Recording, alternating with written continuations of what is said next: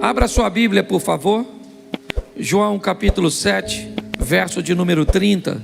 Põe na tela para mim. João 7, 30. Procuravam, pois, prendê-lo, mas ninguém lançou mão dele, porque ainda não era chegada a sua hora. Feche os seus olhos. Senhor nosso Deus e Pai, em nome de Jesus, continua falando conosco. Usa-me como um canal de bênção nesta hora, ó Pai, e que possamos sair daqui diferente do que entramos. O Senhor jamais reuniu um povo para despedir este povo de mãos vazias. Te damos graças em nome de Jesus. Amém. Glória a Deus. Amém. Eu quero falar um pouco com vocês sobre o tempo, as fases, as etapas da nossa vida. Eu acho que você já conseguiu entender que na verdade o tempo é um recurso, e um recurso que não pode ser reaproveitado, que não pode ser recuperado. Talvez uma das coisas mais valiosas que temos é o tempo.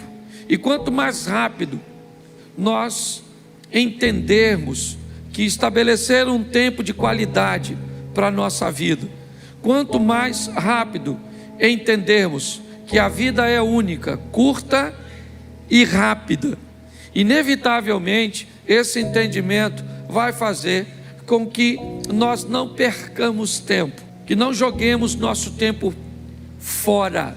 É lógico que uma parte do seu tempo é extremamente saudável que você dedique essa parte para que você venha ter lazer, uma diversão, se distrair. É importantíssimo. Pessoas que acham que vieram nessa vida apenas para trabalhar, que colocam um dinamismo acima da média na sua vida e acha que isso é saudável, é só uma questão de tempo até ela descobrir que acabou ficando sozinha, acabou ficando doente e pior, não dá para recuperar mais. Filhos só são crianças uma vez na vida. Você só é jovem uma vez na vida. Casamento, certo? Aquela coisa gloriosa e satisfatória do início do relacionamento, na verdade, ele acaba acontecendo uma vez só. Então, aproveitar o tempo é algo que nós devemos fazer o mais rápido possível. Nós estamos vendo um texto que diz que tentaram prender Jesus, mas ninguém conseguiu prendê-lo, simplesmente porque não era o tempo dele ser preso. Quando nós olhamos para tempo, é importante entender que Deus é atemporal. Deus vive na eternidade. Para Deus, o tempo em si, para Ele, não existe, né? Não faz diferença. Ele é eterno. Foi, é e sempre será. É assim que funciona. Mas para nós, não. Nós temos aí, né? Normalmente a via de regra, 9 meses para nascer, de 1 ano a 2 anos para andar, de 10 a 12 normalmente, para descobrir que os adultos, nossos pais, não são super pessoas. Nós temos aí basicamente 30 anos para amadurecer. Algumas pessoas dizem, profissionais da área de psicologia, que o indivíduo que não amadurece até os 30, ele pode ficar esperto, mas vai ser bobo. Já vi uns caras velhos bobo, ele sabe ganhar dinheiro, ele tem uma situação boa, mas você começa lá, é uma bobeira. Em pessoa, o que é isso? Falta de maturidade. Se tu está com 30, acenda a luz de emergência e amadureça o mais rápido possível, ok? Quando o assunto é tempo, também eu preciso gastar um pouquinho de tempo para falar sobre a importância de nos preocuparmos com o que esse sistema está tentando fazer com o tempo da infância das nossas crianças.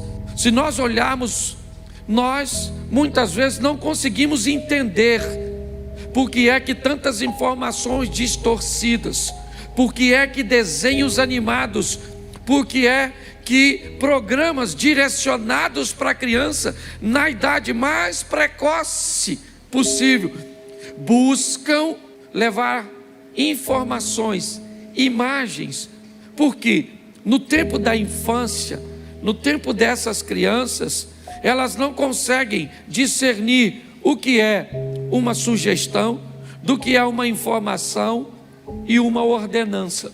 Por que é que estão investindo? Nosso sistema de ensino brasileiro tem um material didático tão ruim. Por que é que desde que o mundo é mundo, pelo menos que eu lembro, no Brasil, a maioria de nós não fomos para a escola para aprender sobre sexo, se eu era menino, como fazia, se fazia, com quem fazia. Nós íamos lá para aprender matemática, português, moral e cívica, ciências. Lembra disso? E por que hoje? O que aconteceu com esse tempo que nós estamos? É um tempo que está querendo estabelecer matrizes no nosso filho. Ensina o menino o caminho que ele deve. Se você não sabe obedecer a Bíblia, o diabo talvez seja mais obediente que você. O diabo, ele diz, se a Bíblia está dizendo, ensina o menino o caminho que deve andar, eu vou obedecer a Bíblia e vou ensinar esses meninos a se comportar segundo o meu modelo. E quando eles chegarem em casa, vão conflitar com esses pais que não têm tempo de estabelecer matrizes, e quando tentarem desfazer as matrizes que o sistema de ensino, que na verdade tem nada a ver com educação, sistema de educação é em casa, a escola é o sistema de ensino. Então, quando nós olhamos para esse tempo de tanta imaturidade que busca atingir as nossas crianças, é melhor você acordar o mais rápido possível. Porém, eu aqui como pastor e aqueles que sobem aqui, o máximo que nós podemos fazer é levar a palavra de Deus até o seu ouvido, e Deus então leva do seu ouvido para o seu coração.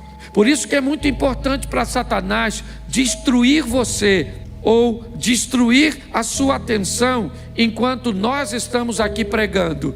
Por que é que há um ambiente tão grande de distração durante o culto? Porque é simples. Se a palavra não chega ao ouvido, não há possibilidade dela ser conduzida para o coração. Então tem que sentar alguém do seu lado que converse com você algo interessante enquanto o culto passa. Porque para Satanás é importante que no final do culto você não tenha nada na mente. Por quê? Porque se tiver na mente, preste atenção, você viu aqui o Isley vindo ministrar a oferta, e ele disse que ouviu uma palavra aqui, uma palavra que o impulsionou a semana inteira. Ou seja, a palavra estava no ouvido, estava na mente. Se a palavra entrou na mente, Deus foi levando a palavra para o coração dele. E é assim que acontece.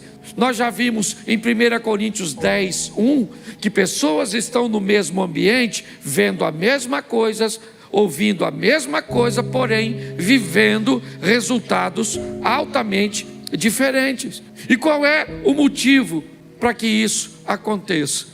O nível de atenção e de comprometimento que essas pessoas tomaram após receber a palavra ou a ferramenta. Quando nós olhamos para isso, talvez nós consigamos entender por que algumas pessoas têm problemas com lidar com os tempos. E eu separei algumas coisas aqui de uma palavra que mexeu muito o meu coração. Eu quero compartilhar com você. O primeiro tempo que eu quero falar com você é o tempo dos outros. Aquele tempo que não é seu, mas você gostaria que fosse. O Salmo 73, ele ilustra isso de uma forma belíssima. Põe para mim, Salmo 73.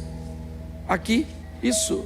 Vamos lá. Verdadeiramente bom é Deus para com Israel, né? Para com os limpos de coração. Preste atenção agora. Quanto a mim, meus pés quase se desviaram, faltou ou pouco faltou para que escorregassem os meus passos. Por quê?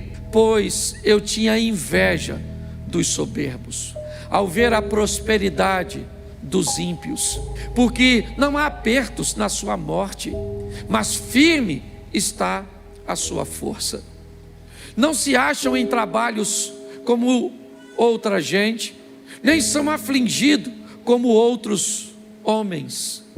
Pelo que a soberba os cerca como um colar, vestem-se de violência como um adorno. Só aí, preste atenção, qual é o problema do salmista aqui? Me parece que esse é o salmo da comparação. Me parece que esse texto define a pessoa que olha para o tempo dos outros, para aquilo que está acontecendo na vida dos outros, e não consegue entender que o tempo dos outros não é o seu. Muitas pessoas se perdem canalizando tanta atenção para o que está acontecendo na casa do vizinho, na empresa do vizinho, na igreja do outro pastor, que esquece de canalizar suas forças para fazer as coisas acontecerem na sua própria vida.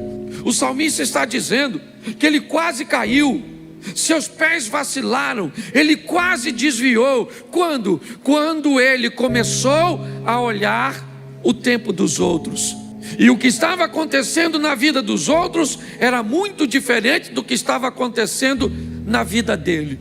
Aprenda uma coisa: em muitas fases da sua vida, o casamento de outras pessoas vão estar melhor que o seu, a situação financeira de outras pessoas vão estar melhor que a sua, a aparência dessa pessoa vai estar melhor que a sua. Você precisa ter maturidade para entender que o tempo dos outros não é o seu tempo. Pare de olhar o que está acontecendo na vida de seu vizinho. Trabalhe, ore, entenda que o seu tempo vai chegar. E não use a medida dos outros para estabelecer a sua. Até porque, eu vou ser franco para você, e aqui na igreja você sabe que eu abro meu coração direto. Eu prego em muitos lugares, e por onde eu passei, Abner, eu confesso a você, eu já tive vontade de morar pelo menos numas 40, 50 casas diferentes, nos 40, 50 bairros diferentes. Chego na casa de um cara, pensa num casarão bonito, confortável, ampla, umas ruas amplas, bonito. Eu falo comigo: Cláudio, tu tinha que morar aqui. Até eu viajar para outra. Chego lá, eu falo: que apartamento é? Rapaz, um apartamento por andar, tudo na porta. Não podia morar aqui?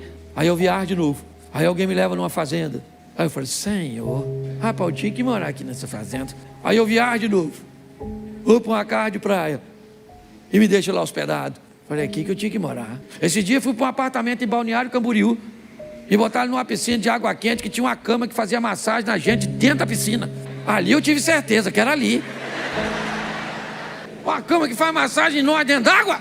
Aí eu fui para Brasília e me levaram para uma casa que tinha até um helicóptero. Eu já esqueci da massagem. O que é uma massagem numa piscina? Um bicho que leva a gente para as alturas. Aí eu quis morar lá. E por onde eu passo, de vez em quando ainda quero. Mudo para aqui, mudo para ali.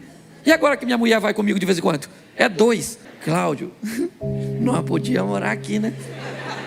E eu falo para ela: Xerém nos espera, aquela grande metrópole. Você consegue entender? O tempo dos outros não é o seu. Pare com isso, amadureça. Vamos voltar para cá? Segundo tempo, fora do tempo, aquilo que nós queremos, mas ainda não é o nosso. Pastor, que exemplo você pode usar para isso? O Saul queima uma etapa. E gente, muita coisa, né, que nós vemos, nós até poderemos adquirir e ter, mas não fora do tempo. Tenha maturidade para entender que coisas fora do tempo pode deformar você. Deus, Ele está no controle de todas as coisas. Eu li um livro esses dias do Carlos Drummond, e o título dele é Fora do Alcance das Crianças. E ele começa a explicar por que é que tem coisa que a gente não recebe. Porque Deus não dá determinadas coisas para crianças. Tem que ter maturidade. Você tem que entender que tem coisas que são para você, mas ainda não é o seu tempo de alcançá-las. E Deus sabe. Nossa, eu queria. Eu vou contar uma experiência para vocês. Aqui na minha família está ali meu filho, minha nora estava sentada aqui. Isso. Tá, deve estar com meu netinho por aí. Mas meu filho tá. Nós fomos viajar. Aí entrou toda a patotinha no carro, certo? Entramos todo mundo. Aí meu neto quis o celular para ver, né, um desenhozinho. Aí minha nora falou assim: você vai passar mal, Miguel. Mas ele, sabe como é que é criança, né? Aí minha nora, gentilmente, uma mãe amorosa, cedeu o celular. Ele começou a ver. Um tempinho depois, ele começou a enjoar. Dentro do carro, escuta só, certo? Dentro do carro. Ele podia? Sim. Mas era o tempo de ter? Não. Nós fizemos uma paradinha. O que nós fizemos? Ele pediu um biscoito. Era para dar? Nós demos. Eu fui um incentivador. Dá um biscoito para esse menino. Vô é assim, né? Diz que vô é um burro que o filho amansou para o neto montar. Falei, dá esse menino precioso, esse garoto aqui do vovô. Toma, menino. Comeu. Começou a ficar zonzo. Dentro do carro. De repente, assim, as coisas do interior dele começou a sair.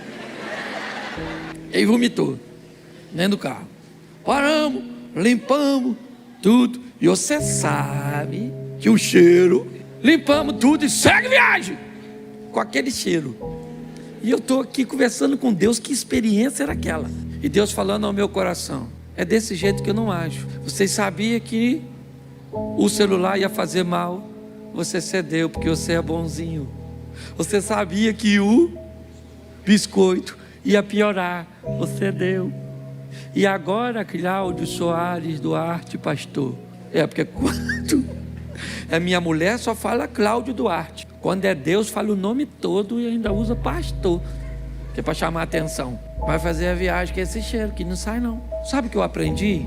Quando é fora do tempo, Deus não dá. Você pode espernear do jeito que você quiser, que Ele não vai se sensibilizar com você, porque Ele quer ser o melhor. Deus não age dessa forma.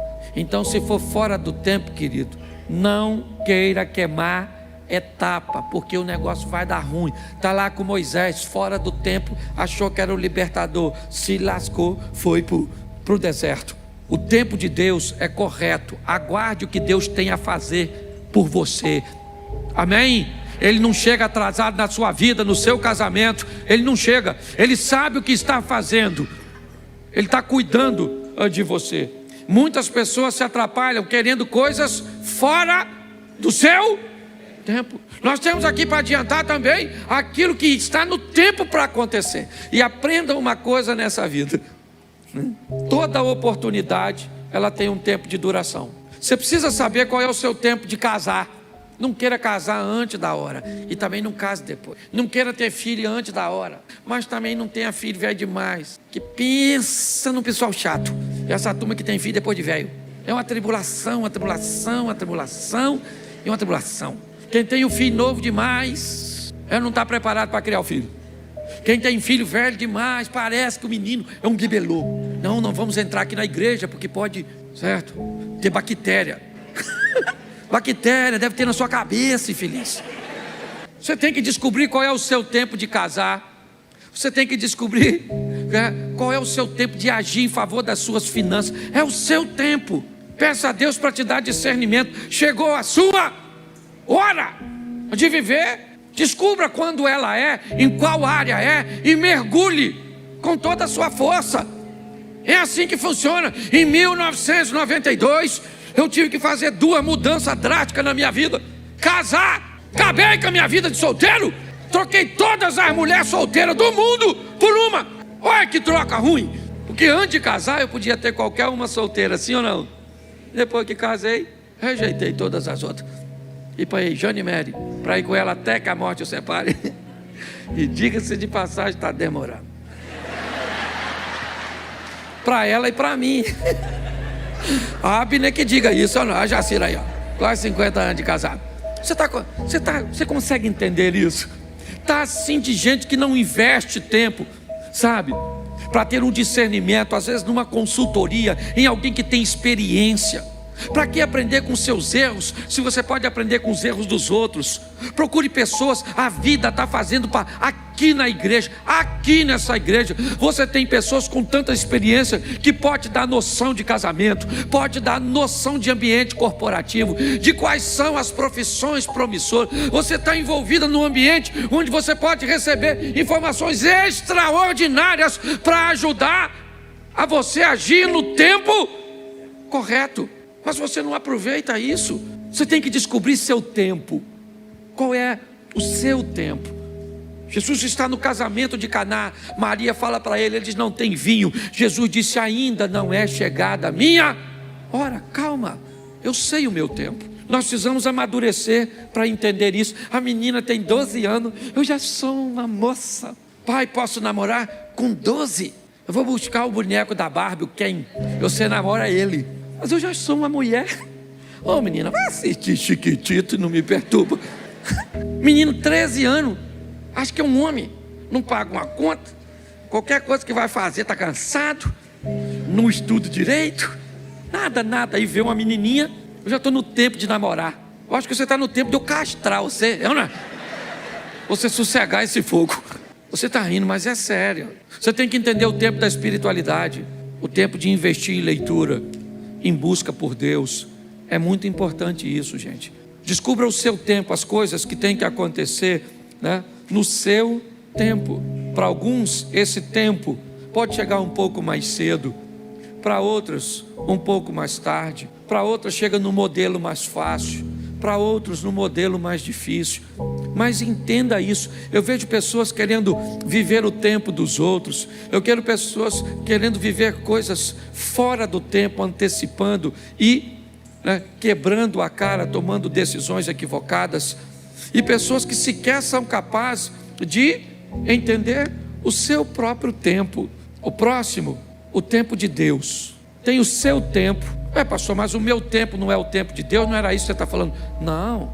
O seu tempo é o tempo que você tem que aproveitar para estudar. É o tempo que você tem que aproveitar para investir em você. O tempo de Deus é aquilo que Deus quer fazer na sua vida.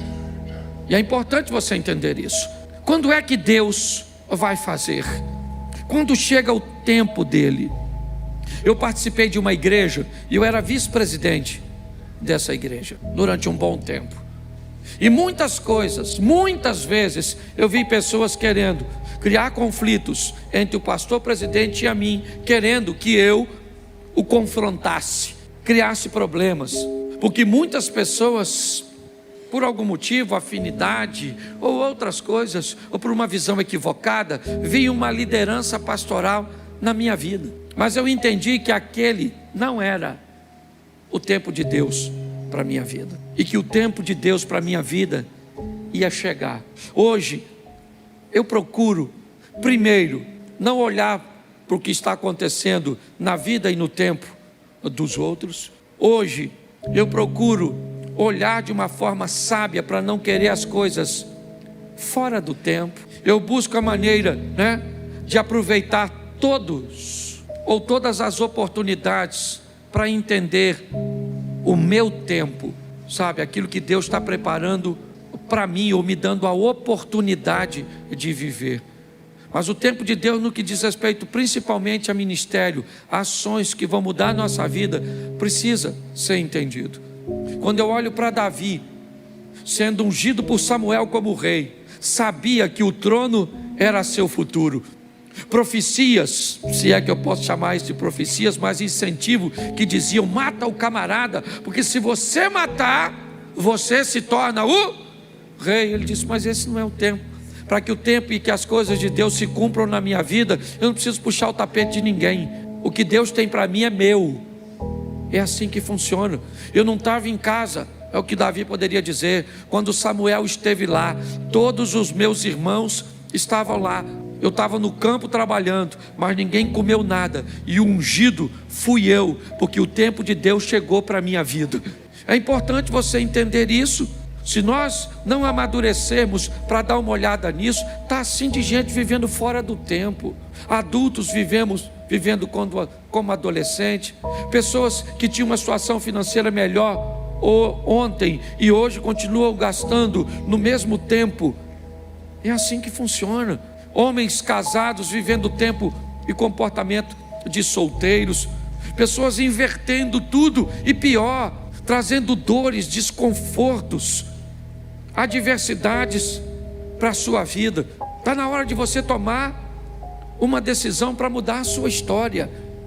É para isso que você vem à igreja, sabe para quê? Para entrar pelo teto paralítico e para sair pela porta andando.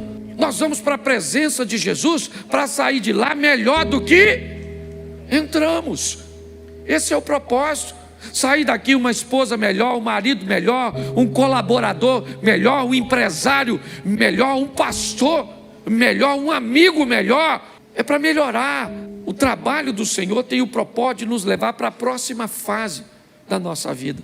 E para me encerrar, por causa do tempo, nós temos o fim dos tempos. Nós temos aqui, rapidinho, o tempo dos outros, fora do tempo, o meu tempo, o tempo de Deus e o fim dos tempos. Quando nós estamos olhando para esse ambiente, Mateus 24, 44, por isso, estai vós preparados também, porque o Filho do Homem há de vir a hora em que não penseis. Quando nós olhamos para esse texto, nós descobrimos que nós estamos chegando ao final dos tempos, as coisas se cumprindo, as coisas acontecendo.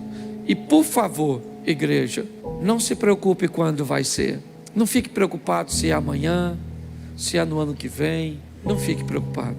Tenha uma preocupação: eu preciso estar preparado quando a trombeta tocar e Cristo voltar para buscar a sua igreja. E Ele vai voltar, porque Ele não é homem para que minta, nem filho do homem para que se arrependa. E por que é que nós investimos em vidas aqui para melhorar a sua qualidade? Porque não há evangelismo maior e melhor do que alguém olhar para você e ver Deus. Terça-feira passada, eu levei a Mary para pregar numa igreja e um pastor me chamou. Ele trabalhava na usina de Angra e ele me disse que com ele trabalhava um alemão que entendia pouquíssimo português e que falava inglês e alemão. E ele disse que criou um laço de amizade, mas que a comunicação era muito difícil entre eles, mas que ele buscava, dentro das suas limitações, pregar Jesus para aquele homem de uma língua tão desafiadora. O homem entendia pouco, mas quem pregava era muito crente, falava pouco e vivia muito, dava um testemunho. O cara gostava demais dele e tolerava até ouvi-lo sem entender muitas coisas. O homem foi embora para a Alemanha e não se viram mais. Um tempo depois ele recebe a ligação da filha deste homem e criou uma maneira, não entrei em detalhes, para comunicar a ele que depois que o pai dela havia voltado para a Alemanha, ele aceitou Jesus como Salvador. E ele tinha falecido lá na Alemanha e que ele deveria pegar um avião e ir à Alemanha, porque o pai dela, antes de falecer, deixou uma herança para ele, que ia mudar a vida dele. Muito mais do que o que falamos, meus irmãos, vale o que nós vivemos. A nossa sociedade está cheia de palavras, cheia de historinhas. A nossa sociedade está querendo testemunho. Não basta subir num púlpito e falar muito bem, não basta. As pessoas querem conviver com a gente, para ver como a gente vive, como a gente trata as outras pessoas, como tratamos a nossa família. Esse é um tempo que estamos vivendo, onde o Senhor está voltando. E o Espírito do Senhor está sendo derramado sobre a igreja. Aproveite esse tempo, o tempo da graça, o tempo do favor de Deus. Eu não sei o que você tem vivido, não, mas por favor, melhore a sua ótica. Não dá para demorar para ser a melhor esposa, porque Jesus está voltando. Não dá para demorar para ser o melhor marido. Não dá para demorar para ser fiel. Não dá para demorar. Ele está voltando para buscar a sua igreja. O mundo está precisando disso.